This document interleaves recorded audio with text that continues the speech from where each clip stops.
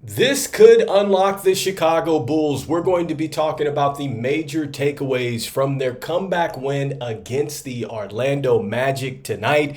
This is your host, Rico Greenhowe, and you have found yourself on another episode of Bulls Digest. And so the Chicago Bulls are able to come back from 20 down. That's 2 games in a row that they were able to come back from 20 points down.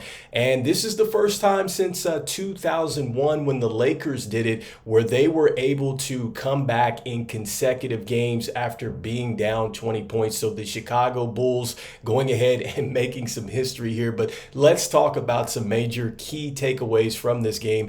And let's start with Josh Giddy. Josh Giddy was phenomenal today. I mean, he knocked down all his three-point shots. He was 4 of 4. And then on top of that, he had 20 points. He had 11 rebounds. He had 5 assists, and he was plus 11 in the box score again.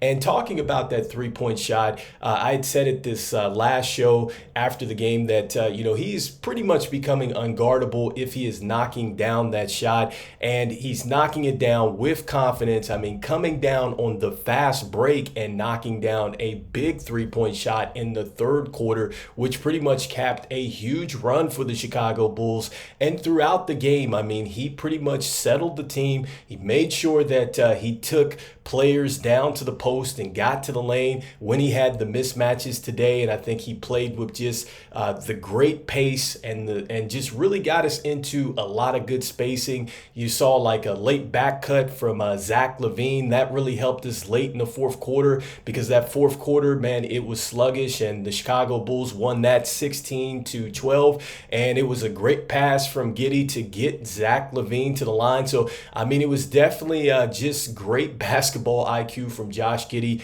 out there on the offense and the defensive end, really, too, because he competed there as well. I mean, I think that there was one play where Banchero was coming down the lane, and it looked like it was going to be a for sure layup, and then Josh Giddy swipes it down and knocks it out of his hand. So, I mean, Josh Giddy really competed on the defensive end as well. He looked very good on both ends. And so Josh Giddy, I mean, he had quite the game today. And so as we move forward and we take a look at another player that I think was a real standout today, and it was Patrick Williams. I've been talking about Patrick Williams. I've been talking about his defensive effort, and I've been talking about the fact that it's not necessarily about scoring for him. And he definitely brought the fight on the defensive end today. I think he made it tough, even though, the Suggs got some shots off, and Banchero, like, it definitely was contested. I think that he did a great job as far as competing, getting around screens, being physical out there. And then he hit the boards. He had 7 rebounds today, and he hit some critical shots. He had 10 points, knocking down some key three-pointers late in the game. He also had 2 assists. He had 1 steal. And the one thing that I loved about Patrick Williams today is he was plus 15, and he didn't have any kind of silly turnovers from putting the ball on the deck. I talked about maybe he might want to just go ahead and become a spot-up shooter in this offense, because Josh Giddy, Lonzo Ball, Ayo Dosumu can pretty much go ahead and set the table. All he's got to do is just be shot ready, and that's exactly what he was late in the game. So Patrick Williams had a great game today. I'm hoping that he can continue to build off this. I think that he is catching some momentum defensively. Can he continue to catch some momentum offensively? So a good game today for Patrick Williams. Next up, I got to talk about Ayo Dosumu. He did a phenomenal job off the bench.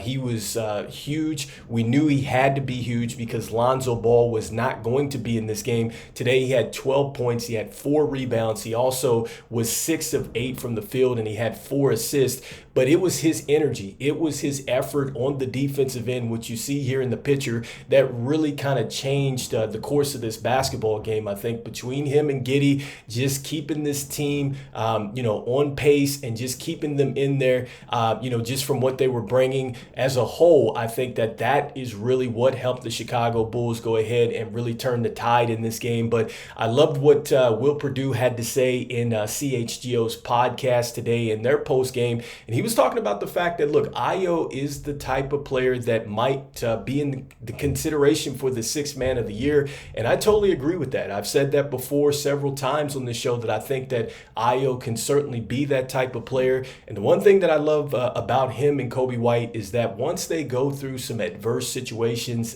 in the season or in games, they have figured out ways to get themselves back on track. And so I do not worry about Ayo, nor do I worry about Coby White. Both of those players played well today, but definitely have got to give Ayo credit, because we knew he had to lead the bench, and that's exactly what he did today. He really shows exactly why he is a valuable piece to the Chicago Bulls. And so as we move forward and we take a look now at the box score, just looking at some of the key takeaways here in this box score, starting with Coby White. He had the 21 points today. That was huge. He didn't do a lot from the rebounding standpoint or assist standpoints, but he really hit some key shots really when we were going on that run in the third quarter. And I mean, he made some defensive plays too as well. He almost got a late steal that pretty much could have sealed it too. But again, Coby White doing a lot of the little things along with scoring. That was huge for us today. Got to give credit to Vucevic. Vucevic has another strong game, 18, 14, and 5. So 18 points, 14 rebounds, 5 assists.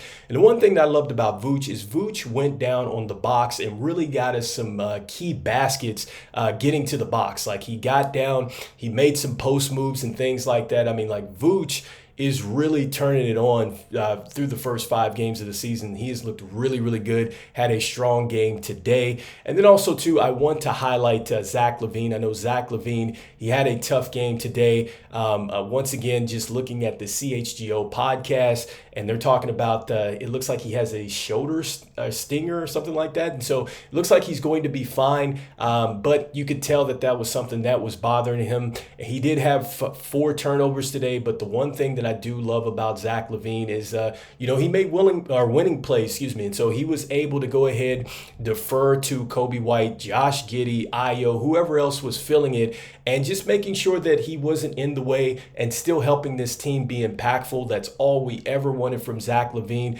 Obviously, we want to see him still cut down the turnovers, but I like the way he played, and I like the way that he gutted it out today, and I think that he also had some key defensive efforts. I love the steal that he had really in the first quarter or going into the second quarter, that I think really kind of started us to just stay close to this team as we went down by 20. So a good game, I think, from Zach LaVine, even though it's not going to show statistically. And so as we move forward and we take a look now at the team box score, just looking at some key takeaways, we out-rebounded the Magic today, which was huge. I think that, all the starters did a great job as far as hitting the boards today. That was something that really stood out.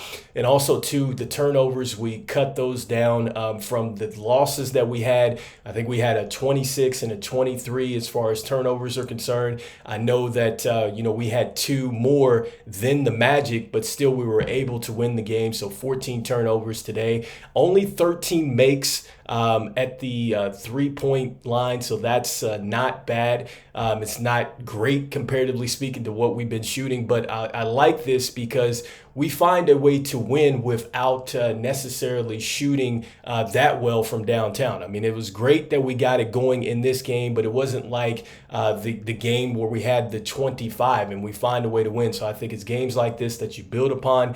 And then also, too, with the assist, 23 assists to 36 makes, not bad there from the assist to field goal ratio. And then 42.9% as far as the field goal percentage here, so not bad either. I did talk about the fact that, again, 16-12 in the fourth quarter, so we really had to gut this out. And that's why I like this win a lot, because this is the type of wins that you really build off of. You're not always going to be able to blow teams out like that. You're not always going to be able to just shoot the ball, well throughout the entire game like we have done in some portions of the game where we hit, many shots from downtown, stuff like that.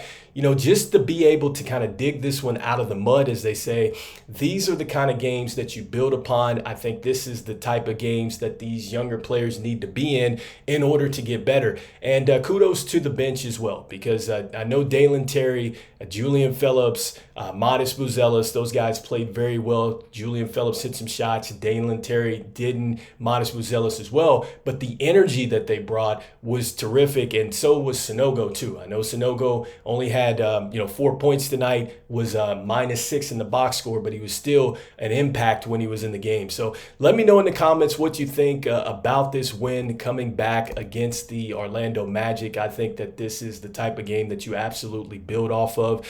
We had no Jalen Smith, who just was a late scratch with some knee soreness, which was wild in this one. So let me know in the comments, what your biggest takeaway was from this win. Just want to thank everybody out there for liking, sharing, and subscribing to the videos. It means a lot to us here at Bulls Digest as we try to reach our goal of 5,000 subscribers before the NBA season ends. Want to let you know about 64.2% of you that watch are not subscribed, so make sure that you mash on that subscribe button for us. And look, even though we, I guess, have to get down by 20 before we actually start playing basketball, I'm still saying go Bulls, and I'll see you on the next one. Peace.